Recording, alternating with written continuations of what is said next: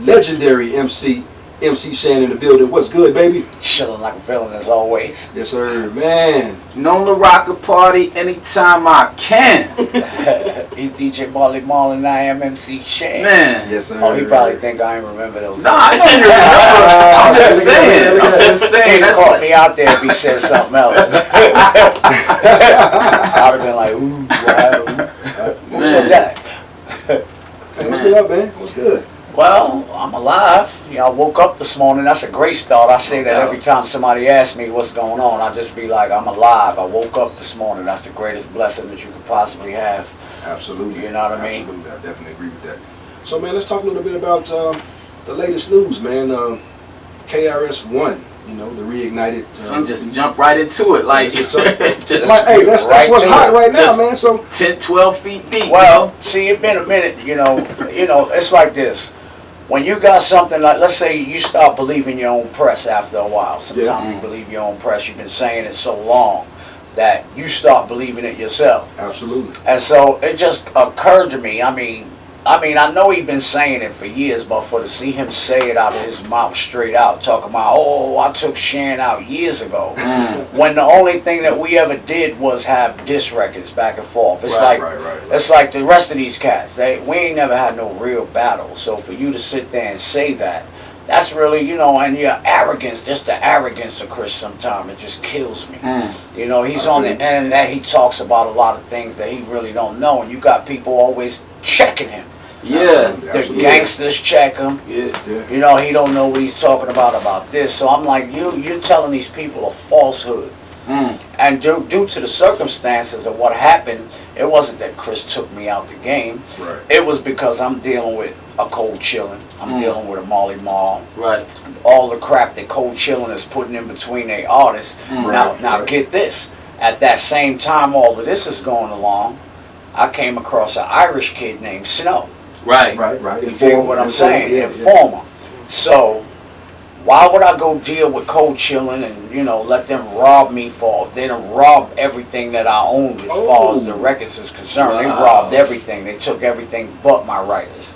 Wow. Even on songs I produced, Fly Tie took the publishing and assigned it to itself. Wow. So why would I go over here and continue making records for these guys that's going to jerk me? That's like somebody robbing you and you just go back and deal with them. Absolutely. And not go over here with Snow and go make these millions. You dig what I'm saying? Right. Which I'm still getting royalties for to the day.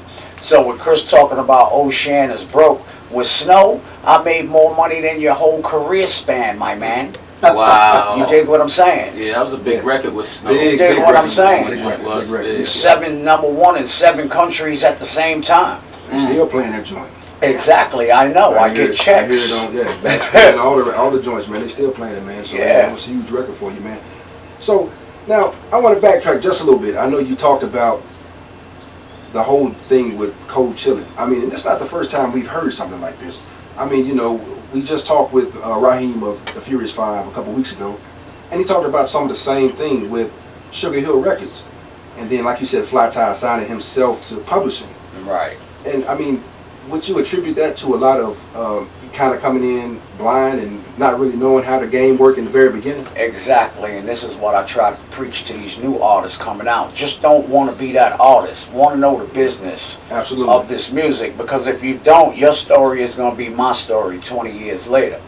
I don't want my story to be your story. Let my story be what it is. They jerked me, but you were smart enough to learn the business. And stop thinking that everybody in your corner is in your corner. Right. You know what I'm saying? No the doubt. manager works for you. You don't work for the manager. The lawyer works for you. You don't work for the lawyer. You are the entity. You dig what I'm saying? You're not there. You don't owe them anything. You can fire your manager. You can fire your lawyer and all that stuff. You dig what I'm saying? But just know what you're getting into when you're getting into this. Gotcha. Because they will get you. You know, you don't know what publishing is. You don't know what your writers are. You don't know what CCAP and ASCAP and all of these sound exchange things are. So they'll sign their name on it and be getting your residuals, and by the time you go to get it, like with myself, with ASCAP, when I'm telling them, yo, they took my publishing by, they're like, well, you waited 10 years. Wow. Why'd you wait 10 years? Because I didn't know that I was supposed to get that. Wow. You know what I'm saying? Yeah. So here it is. I got to go through a fight with ASCAP and all of these other people for things that rightfully belong to me 10 years later. That's crazy. You dig what I'm saying?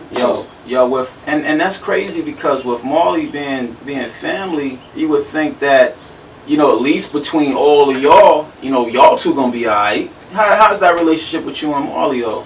Well, I really don't deal with Marley. I don't deal with him at all. You know what I'm saying? Because I mean, it's a whole lot of things that he's done throughout time that just shows your character. And that's one thing Magic used to always say, character. Right. You know what I'm saying? And his character is just that. You know what I'm saying? It's not one, I'm not mad at him. I don't need to deal with you at all. It's not killing me not to talk to you. It's not doing anything. You know what I'm saying? You are where you are. I am where I am.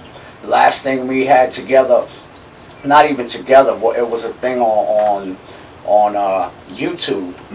Where I looked at this Master Ace video called True Stories, right? Right. And Marley told Ace a whole pack of lies of why I didn't want to be on the Symphony song. He told him that I didn't want to be on the song because Craig and all of them, but if you look at the timeline, we did Juice Crew Law, Evolution, and all of those things before the Symphony. So for Ace to say that, I didn't want to get on a record with Craig G and all that, it wasn't the thing. I just knew better than y'all that y'all weren't going to get the right residuals off of this song. Marley's going to go on his album. He's going to get all the credit. He's going to get all the money, and maybe you might get what you get, your little piece of a 2.5 cents. So, and the day that record was done, if you ever noticed Marley in Control album when we were at the airport, you know, those pictures are all over the place. That was the day the Symphony was made. Right. And so, Marley does what he do. Yo, let's go make a tape. Let's go make a tape. Right. I know that trick. I'm not going for it. So while y'all go ahead and make y'all tape, me and my wife going home, and I'm going to jump in this right here. No doubt. Alright, so doubt. I let them go do what they do. And the Symphony, I mean, I get as many questions about why I'm not on the Symphony as if I was on it. So, you know. I mean, you can't mention Cold Chili without MC Shan. I mean, There's a lot of things you can't mention without MC Shan. Absolutely. You can't mention KRS-One without MC Shan. Hold on, I'm not going low with that. No, I got you. I'm saying you can't mention MC Shan without saying KRS-One. They go hand in hand. Oh yeah, absolutely. You dig what I'm saying? No doubt. And you know, Master Ace was on the show a few weeks ago, and he talked about that very thing. You know, how the whole thing with the Symphony came about, and how he wasn't supposed to be on it.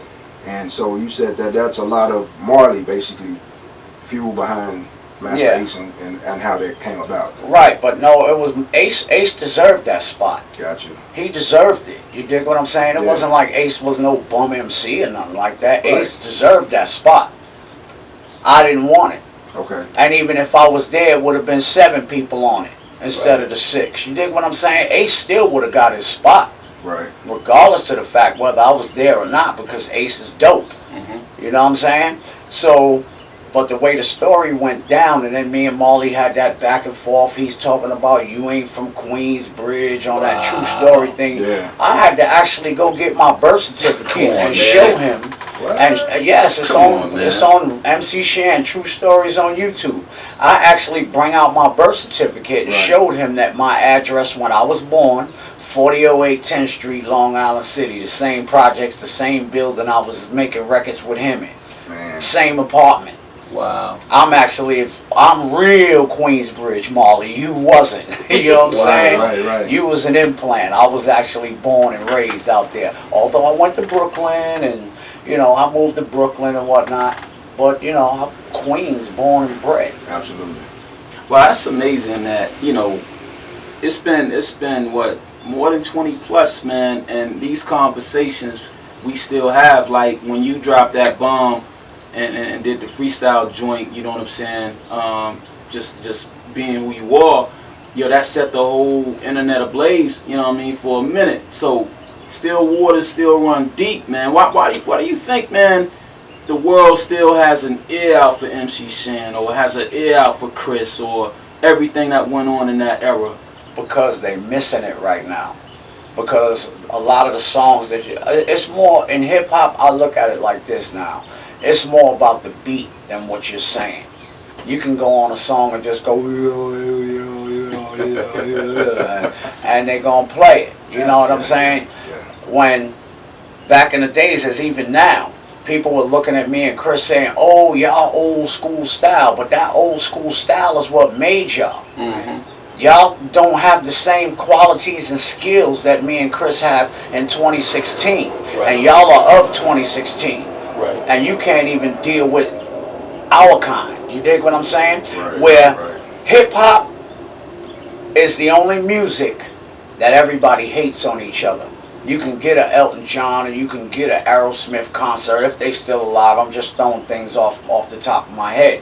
You can get a Barbra Streisand concert and they're gonna all flock out and go see her. You dig what I'm saying? But the way that word hater, that was made for people like me and Chris, because we'll talk about you. See, but after a while, that word hater, you tell somebody you're a hater, you make them feel some kind of way and they'll shut up and go away like a sad puppy. You know? We're not worried about that word hater. So a hater was made so people wouldn't talk about him. You know what I'm saying? And if you talk about somebody nowadays, if you wasn't in the public eye, we wouldn't have nothing to talk about. So don't get mad when somebody says your record ain't this and your song ain't that and they don't like you.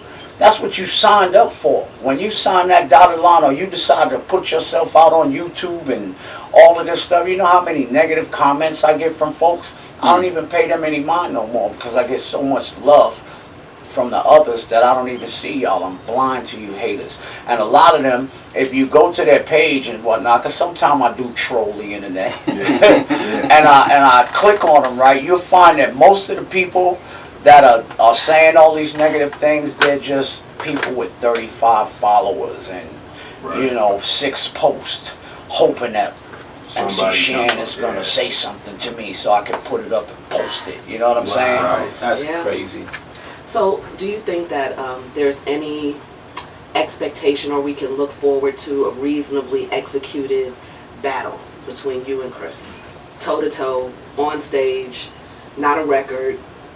Well, that depends. But see, with him saying all that, oh, I need money and I want to get off and get money off of you, I might not even do it. I'm going to just continue to make records and bomb you and not get the money. That's how much the money means to me. You dig what I'm saying? Because he's constantly, you just want to make money off of me. Please, my dude, you 20 albums deep and you still ain't made a platinum record yet. So what money am I trying to get off of you? Right. You know what I'm saying? Yeah.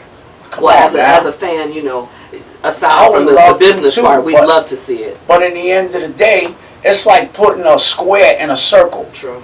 Because my lyric style and his lyric style is too different. You dig what I'm saying? And it's been that way since the beginning. He's going to come off rocking the show. And just because he killed the show like that, I've got a negative thing against me. Because I'm saying Chris is the greatest showman next to Dougie Fresh and Big Daddy Kane. Can nobody in the hip-hop industry touch that man as far as stage show? You know what I'm saying? Right. But his lyrics just can't flow with the way I flow. Right. You know what I'm saying? He'll even say it himself. He stole my style in the beginning. I made you, Chris. How you